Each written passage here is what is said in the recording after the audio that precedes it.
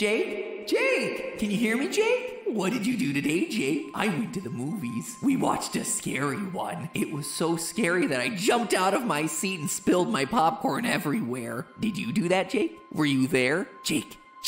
Then I went to the arcade. I ate a bunch of pizza there. I got red tomato sauce all over my mouth and more red on my clothes. There were so many other kids there, and then there weren't. I love you, Jake. You know that, right? I love you. Open the cabinet, Jake. Come over here. Open the cabinet, Jake. Open it. Open it. Open it. Open the cabinet, Jake.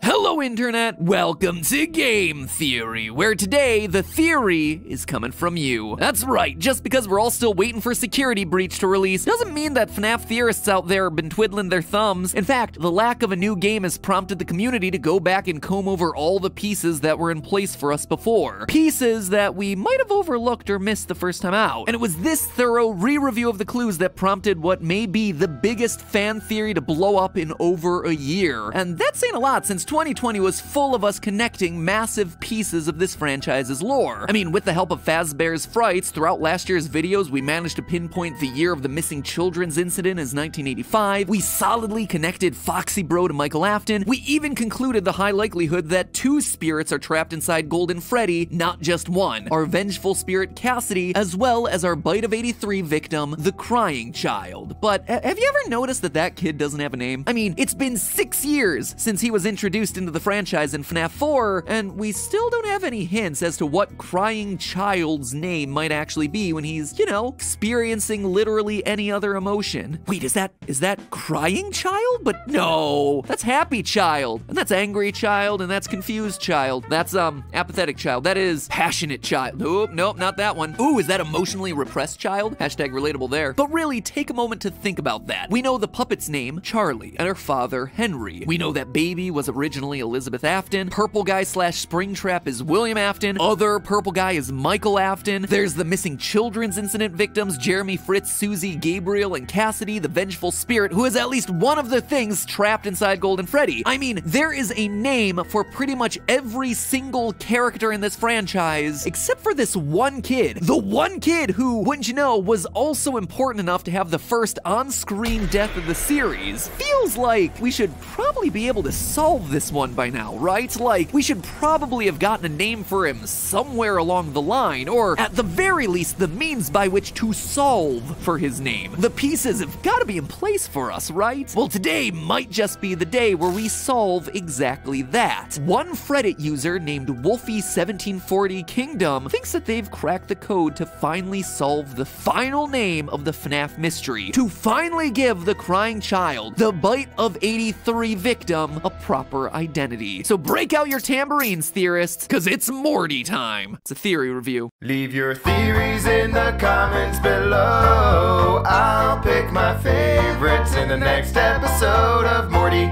Now, today's theory starts where all the best theories begin, dabbing Chica. That's right, folks, we're back to the most important lore item in the whole franchise. Not any of the novels, certainly not the games. Those are just afterthoughts at this point. Nope, it's back to the children's activity book, FNAF Survival Logbook. In a past FNAF theory, we had a huge revelation about how this thing works. Basically, there are 3 people present within this book. There's Mike, who's alive and always writes everything in red pen. There's Cassidy, who haunts the book and speaks in ghostly faded text, but there's a second spirit here, the Crying Child, who's forced to communicate by actually altering the words that are found in the book. The example that proves it is right here. Cassidy says, "The party was for you," and the Crying Child responds on page 89 by altering the text of the book to read, "It was for me." We know FNAF 4's party wasn't for Mike, and we know Cassidy wouldn't be saying this to themselves. As such, it must be Crying Child acknowledging what Cassidy has said. Same thing here on page 59 with Cassidy asking, "What do you see?" and Crying Child answering on page 109, "I can't see." Again, altering the actual print of the logbook. So that alone was pretty huge, and it went a long way to supporting the theory that both Cassidy and Crying Child possess Golden Freddy. And that alone would be pretty awesome, but it still leaves a major part of this book unsolved. You see, on page 95, there's a loose thread that's never been tied up, one that has personally driven me crazy for years. It's a grid where you're told told to draw an 8-bit Foxy. Just another random activity in this children's workbook, right? Wrong. The grid is numbered, and you can see in faint print that you're supposed to put letters into the squares, with the first few already being put in. So in our quest to solve Golden Freddy's name years ago, we collected the page numbers where the phrase "my name" appeared, we added them together per the instructions hidden in the book, and then we plugged those coordinates into the Foxy alphabet grid to get the name Cassidy. Good game, everyone! Let's all treat ourselves to some orange slices and give ourselves a pat on the back for solving another piece of the lore. Except, that's not how it worked. You can imagine my surprise and confusion when the numbers got plugged into not the alphabet grid that was clearly being telegraphed to us, but rather the word search. And apparently we were right to do that, since Scott Cawthon himself confirmed in his FNAF movie announcement the critical role that a child named Cassidy plays within the lore. But all of this still means one thing: the alphabet grid is awkwardly left completely unused, despite it obviously needing to be used to solve one of the mysteries within this book. And that's where Wolfie1740 stepped in. In the book, there's one Cassidy question that's left hanging. On page 31, Cassidy asks, "Do you remember your name?" Of course he does. He's the crying child, duh. Crying child Afton. His friends call him Bite Victim for short. Just rolls off the tongue. But seeing that the logbook had helped to solve for Cassidy's name, Wolfie suspected that it might also be helpful in solving this other name, using, you guessed it, the Foxy alphabet grid. What Wolfie noticed was that the crying child specifically uses the nights 4 and 5 shift rating questionnaires to speak with Cassidy. For the first 3 nights, the section reads as follows: overall, fulfillment, health, stress, purpose, hope,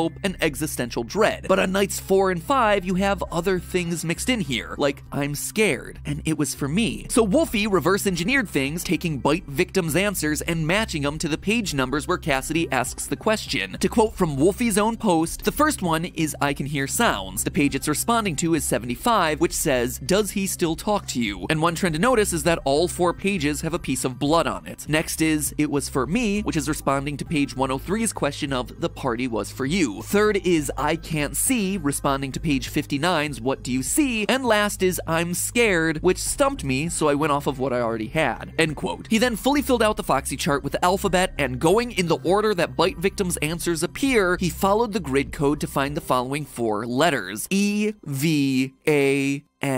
Evan.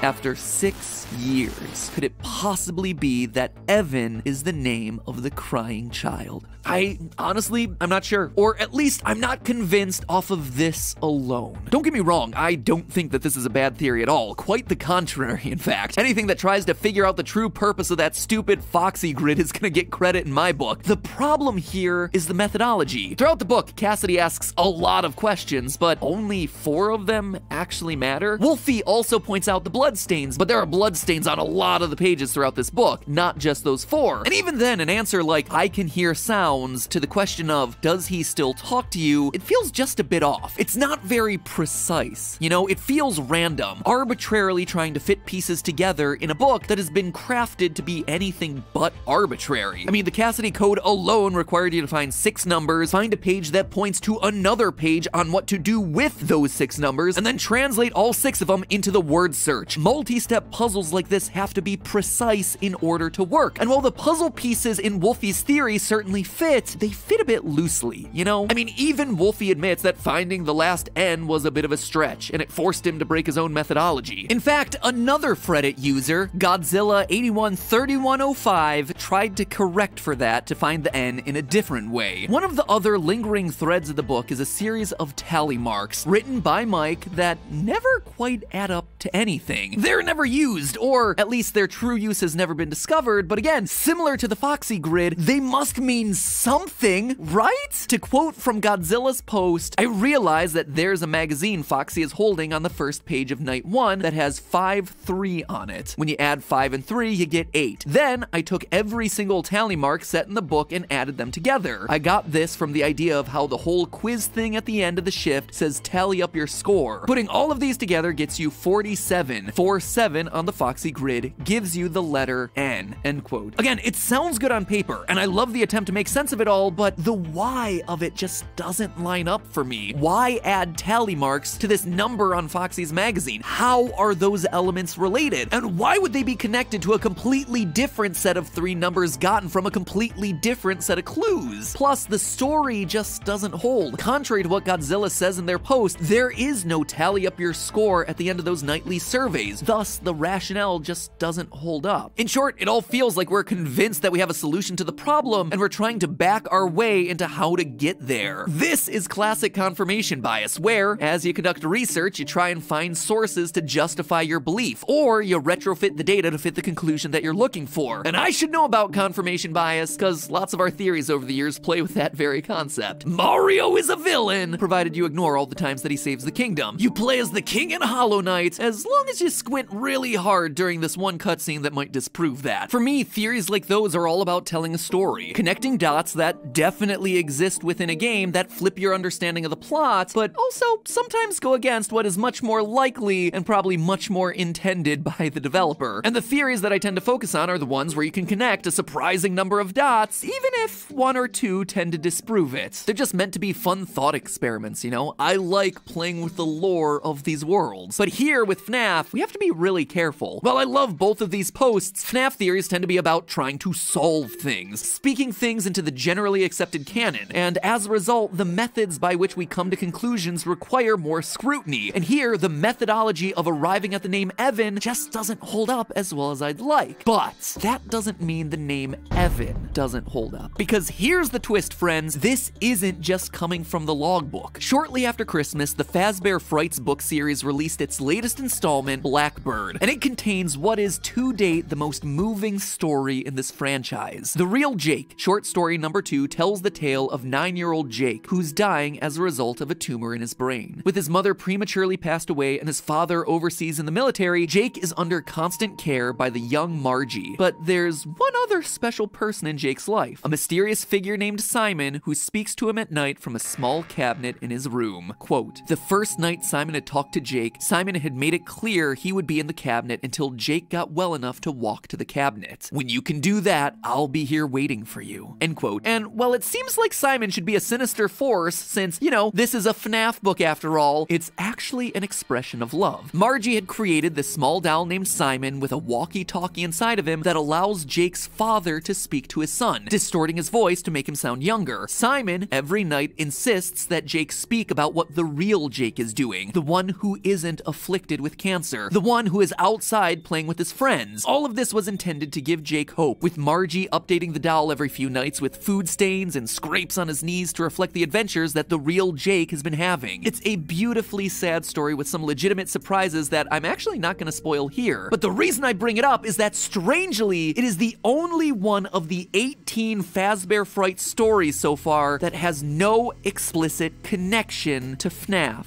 At all. Zero. Every other story thus far has mentioned a Fazbear pizzeria, or connected back to a familiar animatronic in some way. This one doesn't. Yes, it does have some lore connection to the ongoing Stitch Wraith storyline, but the lack of anything FNAF stands out like a sore thumb when every other story thus far has connected back in some way, which is why the name of Jake's father stands out so strongly. Jake's father is named Evan, which alone is interesting, but becomes much more noteworthy when you consider that he has a brother named Michael, his only living family. And not only that, this is how Michael is described in the book. Quote, he's a little different. He's intense about making money, and he's really good at it. Just the way he is can make him seem like he's not human. So he's like a cyborg with bad programming? End quote. Two brothers, one named Michael who gets compared to a human-robot hybrid. Where have I heard that one before? Father. It's me, Michael. And that's just the surface level stuff, friends. Looking deeper, this is a story about a father communicating with his son via walkie-talkie, just like we see in Sister Location. Heck, you see him communicating through the walkie-talkie that is in a plushie. In the real Jake, it's Simon the doll with a walkie-talkie inside of him. In the games, it's psychic friend Fredbear with a walkie-talkie. Both children suffer from a severe head wound, Jake with his brain tumor and crying child with the bite of 83. In the story, Jake goes on to possess the Simon doll, only for him to then pass on to the Stitch Wraith, sharing that endoskeleton with another soul named Andrew. In the games, could it be that our crying child dies in the hospital and goes on to possess psychic friend Fredbear, which then somehow gets him passed into the Golden Freddy suit, where he then shares it with another soul named Cassidy? And all of this is happening in a story that has no connection to FNAF, but very clearly has a connection to FNAF. I'm just saying that the absence makes it all the more conspicuous. In short, I'm not convinced that the FNAF survival logbook is solved or anything like that. Right now, I'm just not sure the methodology for arriving at a final name is really as solid as I'd like it to be to enter my personal headcanon. But strangely enough, the name Evan feels like we're onto something. It has some very compelling evidence to support it from the real Jake story. So at this point, I want to hear from you. Let me know. Are you sold on the crying child being Evan alongside his older brother Mike? Or is this yet another example of Scott trying to bury the lead a bit and confuse us by using the same name a bunch of times, shoving Michael in a bunch of places where he doesn't belong? All I know is that I can't wait for the next book coming out in March. At this point, forget Security Breach. It's all about those sick book drops, my friends. Because let's be honest with ourselves. At this point, uncovering the lore of FNAF requires more reading than your typical JRPG. But hey, that's just a theory. A game theory. Thanks for watching. And hey, if you missed our first quest to solve the security logbook, that video is on screen right now. It properly conveys my frustration with the series. And if you're interested in joining us on our ongoing quest to solve all the mysteries of FNAF, make sure you bite that subscribe button. Your frontal lobe will thank you, because let me tell ya, the last time I told you I was stumped about a puzzle in the security logbook, less than a week later, Cassidy was solved. I wouldn't be surprised if something similar happened this time. In the meantime, my friends, I'll see you all next week.